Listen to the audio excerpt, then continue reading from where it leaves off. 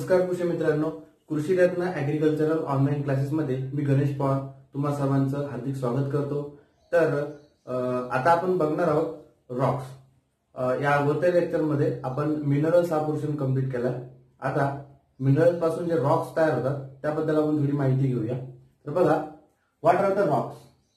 Roxx are nothing but the massive compounds which contain one or more minerals. Okay, म्हणजे काय, दोन किंवा दोनपेक्षा जास्त किंवा एक मिनरल यांचा मिळून बनलेला जो मॅसिव्ह पोर्शन असतो त्याला आपण रॉक्स म्हणतो। And the science which deals with the study of Roxx is petrology. Okay, the science which deals with the study of Roxx is the petrology. Now आता आपण बघूया रॉक्स फॉर्म कसे होतात। Okay, so there are three basic steps which form the rocks. Okay, so the first step is cooling and consolidation of the molten magma which results into the formation of igneous rocks. आता जे रॉकचे जे types आहे त्यामध्ये आपण प्रत्येक rock detail मध्ये घेऊया। फक्त इकडे लक्षात ठेवा फॉर्मेशन प्रोसेस मध्ये। तर पहिली स्टेप आहे cooling and consolidation of the molten magma. म्हणजे जो मोल्टन मॅग्मा जो असतो तो कूल होतो, कंसोलिडेट होतो आणि त्याचा हार्ड मास फॉर्म होते, that is the rock.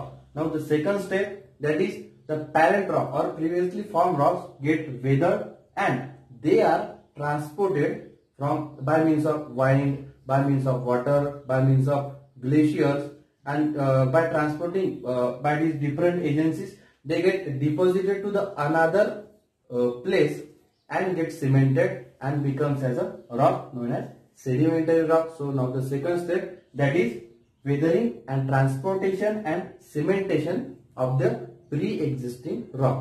Now the third last step, that is alteration by the heat, water or pressure. Okay, the third step, that is alteration by heat, pressure or water means igneous or whether it is sedimentary rock when they are affected, or if the heat, pressure or water is applied over it, then due to that some metamorphic changes are occur in that rocks and hence these metamorphic rocks are developed. Okay, so this is the diagram of the rock cycle which I have drawn on this board. See here molten magma, when it gets cool and consolidated it turns into the igneous rocks. Okay, then these igneous rocks, or when this igneous rock on weathering, transportation and cementation turns into the sedimentary rock. Again this sedimentary rock by metamorphic changes which caused due to the heat, pressure or water application turns into the metamorphic rocks, and this metamorphic rocks again on melting turns into the magma. This is all over the rock cycle. Okay, so these are the three major steps which are involved in the formation of rock. So one by one we will see the different rocks and its classification and its formation. Okay, thank you. Rock forming processes आपण या अगोदर बघितल्या। आता आपण बघणार आहोत different types of rocks. Okay, so friends, rocks are majorly divide into three types. Okay, three types. First is igneous rock, second is sedimentary rock, and third is metamorphic rock. Okay, so on the basis of its formation they are named as igneous rock, sedimentary rock and metamorphic rock. So one by one we will see different types of rocks. So friends, जो पहला जो rock है that is igneous rock.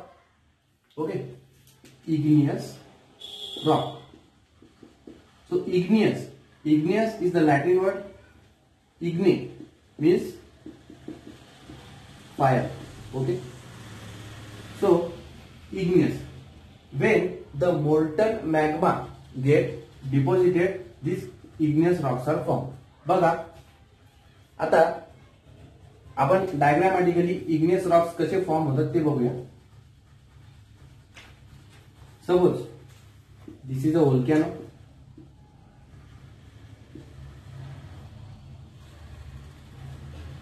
Okay, this is a volcano. This is the hot magma Okay, and if the volcano is burst, then all this material get out from here. Okay, so बघा याच्यामध्ये आता या igneous रॉक्सचे जे ते types पडतात on the basis of its formation. ते दोन प्रकारे, पहिला आहे प्लुटोनिक रॉक, प्लुटोनिक इग्नियस रॉक, आणि दुसरा आहे व्होल्कॅनिक इग्नियस रॉक. तर बघा प्लुटोनिक रॉक म्हणजे काय, when the molten magma get settle and cooled inside the volcano and the hard structure get form, that rocks are called as plutonic rock. Okay, मग हे आतल्या आतच थंड होऊन ते कन्सोलिडेट होतात आणि त्याचं रॉक मध्ये रूपांतर होतं, म्हणून त्याला आपण इंट्रुझिव्ह रॉक्स सुद्धा म्हणतो. काय म्हणतो, इंट्रुझिव्ह रॉक सुद्धा म्हणतो. ओके, मग आता त्याच्यानंतर व्होल्कॅनिक रॉक. व्होल्कॅनिक रॉक्स म्हणजे काय, जेव्हा हा जो मोल्टन मॅग्मा आहे तो व्होल्कॅनो बर्स्ट होऊन तो जेव्हा सॉइल सरफेसवर वाहायला लागतो आणि ही जी स्ट्रीम आहे molten मॅग्माची, when it touches to ground and gradually it becomes cool and forms a hard compact structure, that rocks are known as volcanic rocks. Okay, आणि हा जो मोल्टन मॅग्मा आहे तो व्होल्कॅनोच्या बाहेर येऊन हे रॉक्स फॉर्म होतात, म्हणून त्याला एक्सट्रुझिव्ह रॉक्स सुद्धा म्हणतात. ओके, तर मित्रांनो बघा आता जो प्लुटोनिक रॉक्स आहे किंवा इंट्रुझिव्ह जो रॉक आहे तो कूल्ड आणि कन्सोलिडेट व्होल्कॅनो मध्ये होतो, बरोबर. त्याच्यामुळे काय, तर त्याला थंड व्हायला साहजिक आहे जास्त वेळ लागतो, कारण की एअर वगैरे थंड व्हायला नसते. त्याच्यामुळे तो थंड व्हायला वेळ लागतो आणि थंड व्हायला वेळ लागल्यामुळे त्याचे स्ट्रक्चर जे असतं ते कोअर्स क्रिस्टलाइन फॉर्म असतं. त्याच्यामुळे या प्लुटोनिक रॉकला कोअर्स क्रिस्टलाइन रॉक्स सुद्धा म्हणतात. ओके, त्याच्यानंतर जो व्होल्कॅनिक रॉक्स असतो तो बाहेर आल्यावर एअरच्या कॉन्टॅक्ट मध्ये आल्यामुळे तो लवकर थंड होतो आणि त्याच्यामुळे त्याचे जे क्रिस्टल्स असतात ते फाईन असतात, त्याच्यामुळे याला फाईन क्रिस्टलाइन रॉक असं सुद्धा म्हटलं जातं. लक्षात ठेवा, एखाद्या वेळेस नाव एक्सचेंज झालं तर आपल्याला ऑब्जेक्टिव्ह आला पाहिजे. तर बघा plutonic rocks also called as intrusive rock, also called as coarse crystalline rocks. Volcanic rocks also called as extrusive rocks and fine crystalline rocks. आता आपण याच्यातल्या छोट्या छोट्या टर्मिनॉलॉजीज बघूया हे इग्नियस रॉक्स फॉर्म होताना. Okay, suppose this is volcano. आता इथे असतो मोल्टन मॅग्मा म्हणजे तो जो काय लावारस. ओके, आता हा जेव्हा बस्ट होतो तेव्हा एक तर तो त्याच्या आउटलेट मधून बाहेर येतो किंवा या पर्वतातल्या किंवा जमिनीमधल्या ज्या काही क्रॅक्स असतात त्या क्रॅक्स मध्ये तो पसरतो. ओके, मग त्या क्रॅक्स एक तर व्हर्टिकल असतील किंवा त्या क्रॅक्स हॉरिझॉन्टल असतील किंवा त्या क्रॅक्स या अल्टरनेटिव्ह एक ओव्हरऑल कोणत्याही शेपचे असतील. ओके, तर बघा जेव्हा तो मोल्टन मॅग्मा असा व्हर्टिकली त्या क्रॅक्स मध्ये जातो तिथे कूल होतो आणि कन्सोलिडेट होतो आणि एक स्ट्रक्चर, एक हार्ड स्ट्रक्चर फॉर्म करतो, त्याला म्हणतात dykes. Okay, the vertical structure which is form by the cooling and consolidation of the molten magma inside the land is the dykes. आलं लक्षात. त्याच्यानंतर द हॉरिझॉन्टल स्ट्रक्चर म्हणजे हॉरिझॉन्टल क्रॅचेस मध्ये जर का तो मोल्टन मॅग्मा गेला आणि तिथे कूल डाऊन कन्सोलिडेट झाला तर structure is form that is sills. Okay, the structure is form that is when the molten magma get incorporated into the horizontal cracks of the mountain and eventually they get cooled and consolidated and forms a structure called as sills. त्याच्यानंतर आता वेड्या वाकड्या crack सुद्धा असू शकतात. मग असं काही नाही की हॉरिझॉन्टल आणि व्हर्टिकलच राहतील म्हणून. मग आता ज्या वेगवेगळ्या ज्या क्रॅक्स आहेत वेड्या वाकड्या त्याच्यामध्ये जर का तो मोल्टन मॅग्मा एंटर झाला आणि तिथे कूल होऊन कन्सोलिडेट झाला आणि हार्ड स्ट्रक्चर फॉर्म केलं त्या स्ट्रक्चरला म्हणतो आपण व्हेन. ओके, सो हे 3 कन्सेप्ट तुम्ही लक्षात ठेवा. त्या ऑब्जेक्टिव्हच्या याने विचारला जाऊ शकतात. Dykes, vein and sills. Dykes vertical structure, sills horizontal structure, veins irregular structure forms inside the land. Okay, त्याच्यानंतर आता हा जो मोल्टन मॅग्मा आहे तो बाहेर येतो. आता बाहेर येताना जेव्हा व्होल्कॅनो एक्सप्लोड होतो तो यातला मोल्टन मॅग्मा, त्याच्यानंतर वेगवेगळे गॅसेस हे सर्व बाहेर येतात. म्हणजेच काय, इथे सुद्धा जाळ आणि दूध सगळंच निघतो बाहेर. तर याच्यामध्ये बघा जे गॅसेस असतात ते आता ह्या स्ट्रीम सोबत म्हणजे या फायरच्या स्ट्रीम सोबत वाहत येतात. परंतु या फायरच्या एक्सटर्नल अप्लाइड प्रेशरमुळे हे जे गॅसेस आहे ते बाहेर जाऊ शकत नाही आणि ते बाहेर न गेल्यामुळे त्या स्ट्रीम सोबत वाहत येतात आणि वाहत येताना आता ते गॅसेस अशी या स्ट्रीम मध्ये पोकळी निर्माण करतात. ओके, हे जे गॅसेस आहे तशी पोकळी निर्माण करतात आणि ही जी पोकळी असते ती असते near about almond shape. Okay, आपल्या आल्मंड शेप सारखी ती असते आणि त्याला म्हणतात व्हेसिकल. ओके, त्याला काय म्हणतात, व्हेसिकल. या पोर्शनला म्हणतात vesicle. The structure which are form due to the aerial cavity in the stream of the molten magma which is flowing outside the land, that structure is called as vesicle, and thus the rocks formed there, they are called as vesicular rocks. Okay, आणि मग त्या प्रकारचे जे Roxx तयार होतात त्याला म्हणतो आपण व्हेसिक्युलर रॉक्स. हे सुद्धा इग्नियस रॉकचाच प्रकार आहे. आणि आता त्या कॅव्हिटीचा शेप हा आल्मंड शेप असतो म्हणून त्याला अमॅगडायलर रॉक सुद्धा म्हणतात. अमॅगडायलर रॉक सुद्धा म्हणतात. अमॅगडायडल म्हणजे काय, तर आल्मंडच लॅटिन टर्मिनॉलॉजी अमॅगडायडल आहे, तर त्याला अमॅगडायडल रॉक सुद्धा म्हणतात. तर ही टर्मिनॉलॉजी सुद्धा लक्षात घ्या, व्हेसिकल. तर बघा आता आतापर्यंत आपण काय काय बघितलं, dykes, sills, vein, vesicle. Okay, so this is all about the igneous rock. Okay, and we have seen here the classification also.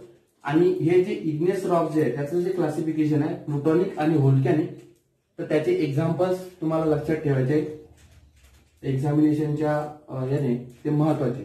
Okay, आता हे झालं classification of igneous rock on the basis of its formation. त्याच्यानंतर these igneous rocks are classified on the basis of its chemical composition. Okay, chemical composition वर igneous rocks classification होते. ते कसं, that is amount of silica contained in it. So according to that the igneous rocks are classified as, बघा 4 major categories मध्ये, acid rocks, intermediate rocks, intermediate igneous rock, basic igneous rock आणि last ultra basic igneous rock. Okay, मग आता याच्यामध्ये सिलिकाचं जे percentage आहे, जे काही प्रमाण आहे त्यानुसार हे 4 टाईप पडतात. बघा आता acid rock, if the silica content is greater than 65%. Okay, if the silica content in the igneous rock. आता सिलिका म्हणजे काय, तर सिलिकॉन ऑक्साईड हा एक रॉकचा पोर्शन असतो, दॅट इज मिनरल सिलिका, बरोबर. तर सिलिका पर्सेंट जे आहे ते if it is greater than 65% then they are oftenly called as acid rocks. Okay, त्याच्यानंतर if now here intermediate rock. Intermediate rocks are again sub-categorized as sub-acid igneous rock and sub-basic igneous rocks. तर त्याच्यामध्ये बघा सब acid rock, जर का सिलिकाचं percentage हे 60 to 65% ह्या range मध्ये असेल ते they are called as sub acid rocks. त्याच्यानंतर if the silica percentage is ranges between 55 to 60%, then they are called as sub-basic rocks. Okay, त्याच्यानंतर basic rock. What do you mean basic rock, जर सिलिकाचं percentage is less than 55%. Okay, 55% पेक्षा जर का कमी सिलिकाचं percentage असलं then they are called as basic igneous rocks. Now ultra basic rock, if the silica percentage is less than 45%, then they are known as ultra basic rocks. याचे जर का example घ्यायचे झालं तर ऍसिड रॉक्स कोणतं आहे? Granite. त्याच्यानंतर sub acidic rock syenite. Okay. त्याच्यानंतर सब बेसिक रॉक डिओराइट. त्याच्यानंतर basic rock gabbro. and last ultra basic rock. Okay, so here is the overall classification of igneous rock on the basis of its chemical composition. Okay, again I am repeating: acid rocks, intermediate rocks, basic rock and ultra basic rock. It is mainly based on the amount of silica content. Okay, so in acid rocks greater than 65% of silica is present. Then in intermediate two parts, sub acid and sub basic. Sub acid contains 60 to 65% of the silica, then sub basic 55 to 60%. Then in case of basic rock, less than 55%, and in case of ultra basic rock, less than 45% of the silica is present. So this is all over about the classification of igneous rock on the basis of the chemical composition. Okay, thank you.